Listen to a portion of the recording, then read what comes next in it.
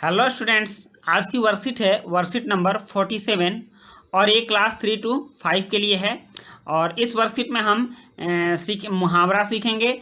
और इस वर्कशीट को शुरू करने से पहले मैं आपको बता दूं कि ये वर्कशीट अगर आपको अच्छी लगे, ये वीडियो अच्छी लगे, तो आप मेरे चैनल को ज़रूर सब्सक्राइब करें और इस वीडियो को अपने दोस्तों के पास भी शेयर करें ताकि उन तक भी ये वीडियो पहुंच सके और वो भी मुहावरे सीख सकें। आइए शुरू करते हैं। इसमें एक कहानी के माध्यम से हमें मुहावरा सीखना है और कहानी का जो हेडिंग है, टाइटल है, वो है जब मुन्नू ने सीखे मुहावरे। तो आइए अब आप भी मुहावरे सीखें। यहाँ कह रहा है, आज मुन्नू को गाने और बजाने की धुन सवार हुई। मुन्नू को किस चीज़ की धुन सवार हुई? तो गाने की और बजाने की और धुन सवार हुई। धुन सवार होना भी एक मुहावरा है। मतलब कि धुन सवार होने का मतलब मन करना, ज़्यादा उसके प्रति उमंग लाना, उसके मन में उमंग आया कि मैं आज गाऊंगा बजाऊंगा। बस फिर क्या था, उसने एक थाली ली और उस पर चम्मच बजा बजा कर जोर जोर से गाना शुरू कर दिया। आप लोगों ने भी इससे पहले एक बार थाली बजाई होगी। मार्च के महीने में हम लोग प्रधानमंत्री के आह्वान पर थाली बजाए थे, तो उस समय हमने देखा था कि पूरा देश थाली बजा रहा था। तो मुन्नू को भी शायद वहीं से याद आया होगा और मुन्नू ने एक थाली ली और उस पर चम्मच से थाली बजा बजा कर जोर से गाना शुरू कर दिया। कुछ देर तो किसी ने कुछ नहीं बोला, परंतु जब पानी सिर से ऊपर निकल गया, ये भी एक मुहावरा है। पानी सिर से ऊपर निकल जाना मतलब बहुत अति हो जाना, बहुत ज़्यादा हो जाना, ठीक ना। किसी भी काम का बहुत ज़्यादा हो जाना तो उसको कहा जाता है पानी सिर से ऊपर निकल गया। तो दादी माँ ने झल्ला कर कहा, झल्ला कर कहने का मतलब गुस्सा कर कहना, कि अब तो कान खाना बंद कर दो। यहाँ कान खाना भी एक मुहावरा है, ठीक। और कान खाना बंद कर दो मतलब कि ज़्यादा शोर करना बंद कर दो। इस तेज शोर से मेरा सिर फटा जा रहा, मतलब सिर में तेज दर्द हो रहा है। ये भी एक मुहावरा है, सिर फटा जा रहा है मतलब सिर में तेज दर्द होना। दादी माँ की डांट सुनकर मुन्नू सहम गया, ठीक ना। सहम गया मतलब डर गया और उसका ऐसा भोला सा चेहरा देखकर दादी माँ का दिल पसीज गया। तो यहाँ दिल पसीज जाना मतलब मोह लगना, और भोला सा चेहरा मतलब मासूम सा चेहरा, ठीक ना। तो ये सभी मुहावरे हैं। दिल पसीज जाना, दिल पसीज गया मतलब मोह लग गया, ममता आ गई। और उन्होंने उसे गोद में बिठाकर प्यार से समझाया कि अभी उनके सिर में दर्द हो रहा है। दादी माँ ने मुन्नू को समझाया कि अभी उनके सिर में दर्द हो रहा है, इसलिए वह शोर न करे। कुछ देर आराम करने के बाद वे भी उसके साथ मिलकर गाना गाएंगी। दादी माँ ने कहा कि कुछ देर मैं आराम कर लेती हूँ, उसके बाद मैं भी तुम्हारे साथ मिलकर गाना गाऊंगी। यह सुनकर मुन्नू खुश हो गया, ठीक। और उसने दादी से कहा, अच्छा दादी, मैं शोर तो नहीं करूँगा, पर मुझे यह तो बताओ कि मैं तो अभी कुछ भी नहीं खा रहा था, तो आपने ऐसा क्यों कहा कि कान खाना बंद कर दो। अब बेचारा मुन्नू ये क्या समझे कि कान खाना का मतलब मुहावरा होता है, ये कोई मुहावरा है। तो उसे लगा कि मैं कुछ तो खा नहीं रहा था, फिर दादी ने ऐसा क्यों कहा कि कान खाना बंद कर दो। उसके लिए अचंभित बात थी। यह सुनकर दादी हंस पड़ी। वो बोली, अरे नहीं, यह तो एक मुहावरा है, कान खाना। कान खाना क्या है? एक मुहावरा है और इसका मतलब है शोर से परेशान हो जाना, ठीक ना। कान खाना मुहावरा का मतलब है शोर से परेशान हो जाना या परेशान कर देना। मुन्नू बोला, अच्छा अब समझे, ठीक ना। मुन्नू अब समझ लिया कि यह कोई मुहावरा है। मतलब कि मुहावरों की भी एक भाषा होती है, मुहावरों का भी एक तरीका होता है। मुहावरों से उसका अलग अलग अर्थ निकलता है और वो सबको याद होनी चाहिए, सबको मुहावरों के बारे में जानना चाहिए, तभी किसी की कोई बात समझ में आ पाएगी। क्या सच में आपका सिर कहीं से फट गया है? फिर मुन्नू पूछ रहा है, क्योंकि दादी ने कहा था कि सिर फटा जा रहा है।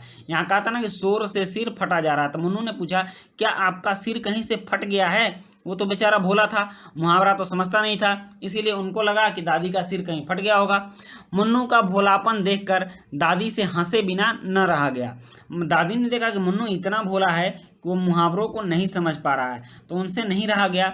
वे बोली, नहीं बेटा, यह भी एक मुहावरा है, शोर से सिर फटना मतलब बहुत तेज दर्द होना, शोर के कारण सिर में दर्द होना। मुन्नू को अब मजा आने लगा, मुहावरा सुन सुन करके मुन्नू को मजा आने लगा। वह बोला, कुछ मुझे, वह बोला मुझे कुछ और मुहावरे भी सिखाइए। अब उसको मुहावरा में इंटरेस्ट आने लगा, मुहावरा उसको अच्छा लगने लगा, तो उसने दादी से बोला कि मुझे कुछ और मुहावरा सिखाइए, ठीक ना। तो आइए देखिए, पहला है इसमें कि दादी ने कुछ और मुहावरे भी सिखाए। वे मुहावरे नीचे दिए गए हैं, इन्हें समझकर वाक्यों में दिए खाली स्थानों में लिखिए। वाक्यों के अंत में आपके लिए संकेत चिन्ह दिए गए हैं, ठीक ना। तो यहाँ संकेत चिन्ह दिया हुआ है और उसके हिसाब से ही हमको इसको भरना है। तो आइए देखते हैं, यहाँ है आँखों का तारा।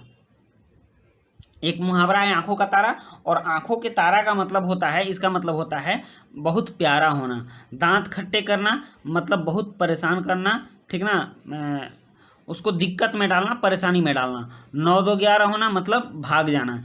ईद का चांद मतलब कभी कभी दिखना। और बुढ़ापे की लाठी का मतलब होता है बुढ़ापे का सहारा। और भीगी मिल्ली मतलब डर जाना, ठीक। तो अब इन खाली जगहों में हम इन मुहावरों को भरेंगे।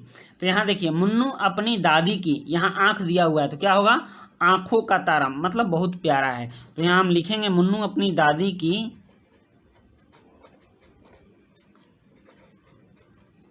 आँखों का तारा है। हो गया, ये एक मुहावरा हो गया। दूसरा है, बहादुर सैनिकों ने दुश्मनों के क्या कर दिए, यहाँ दांत का चित्र है तो यहाँ हम लिखेंगे दांत खट्टे करना, मतलब कि बहुत परेशान किए, बहुत दिक्कत दिए। बहादुर सैनिकों ने दुश्मनों के दांत खट्टे कर दिए, ठीक ना, दांत खट्टे कर दिए, ये मुहावरा हो गया। और तीसरा है, शेर को देखते ही सभी जानवर वहां से 9-2-11 हो गए। तो यहाँ भी एक मुहावरा है 9-2-11, तो हम इसमें लिखेंगे 9-2-11 हो गए, ठीक। शेर को देखते ही सभी जानवर वहां से 9-2-11 हो गए। और नेक्स्ट है, जब से तुम दूसरे शहर में जाकर बस गए हो तुमसे मुलाकात ही नहीं हो पाती। तुम तो जैसे क्या हो गए हो, ईद का चांद हो गए हो। ईद का चांद मतलब कभी कभी दिखाई देना, ईद का चांद हो गए हो, ठीक। नेक्स्ट है, कुशल अपने माता पिता की अकेली संतान है, वहीं उनके क्या है, यहाँ लाठी का चित्र है तो यहाँ होगा बुढ़ापे की लाठी, वहीं उनके बुढ़ापे की लाठी है, बुढ़ापे की लाठी है, ठीक। अब कह रहा है, ऊपर दी कहानी में कुछ और मुहावरे भी लिखे हुए हैं, क्या आप उन्हें ढूंढ सकते हैं, उन्हें ढूंढकर नीचे लिखिए। तो यहाँ है धून सवार होना, ठीक ना। यहाँ एक मुहावरा है, पहला मुहावरा है यहाँ पर धून सवार होना, तो हम लिख देते हैं यहाँ पर एक मुहावरा धून सवार होना, ठीक, धून सवार होना। और दूसरा मुहावरा है दिल पसीज जाना, यहाँ है ना कि दादी का दिल पसीज गया, तो दूसरा मुहावरा है इसमें दिल पसीज जाना, तो इसको भी लिख देते हैं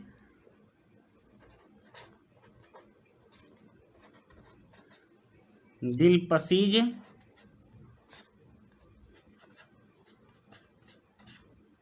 जाना, ठीक। अब यहाँ है कि नीचे दिए गए चित्र को देखकर आप मुहावरा लिखिए। तो पहला चित्र है कि यहाँ दीपक है और दीपक के नीचे अंधेरा है, तो इसका एक मुहावरा पहला हो सकता है, पहले के लिए मुहावरा हो सकता है दीपक तले अंधेरा होता है, दीपक तले अंधेरा मतलब जहाँ दीपक जलता है अंधेरा सबसे पहले वहीं पे होता है, ठीक, दीपक तले अंधेरा। और दूसरा है, यहाँ हाथ है और एक कंगन है, तो और आरसी लिखा हुआ है, आरसी का मतलब आईना होता है, दर्पण होता है, तो वही कह रहा है कि हाथ कंगन को आरसी क्या, जब हाथ में कंगन है तो इसके लिए दर्पण की क्या हो सकता है, वो तो ऐसे ही दिख सकता है, तो इसका मुहावरा होता है हाथ कंगन को आरसी क्या, ठीक ना। ये 2 मुहावरे हो गए। तो इस तरह से आपके तीनों प्रश्न इसमें क्लियर हो गए और आपका जो वर्कशीट है वर्कशीट नंबर 47 ये भी क्लियर हो गया। अगर आपको अच्छा लगा हो तो आप ये चैनल जरूर सब्सक्राइब करेंगे और अपने दोस्तों के बीच भी इसे शेयर करेंगे। फिर मिलते हैं नेक्स्ट वीडियो में, तब तक के लिए गुड बाय।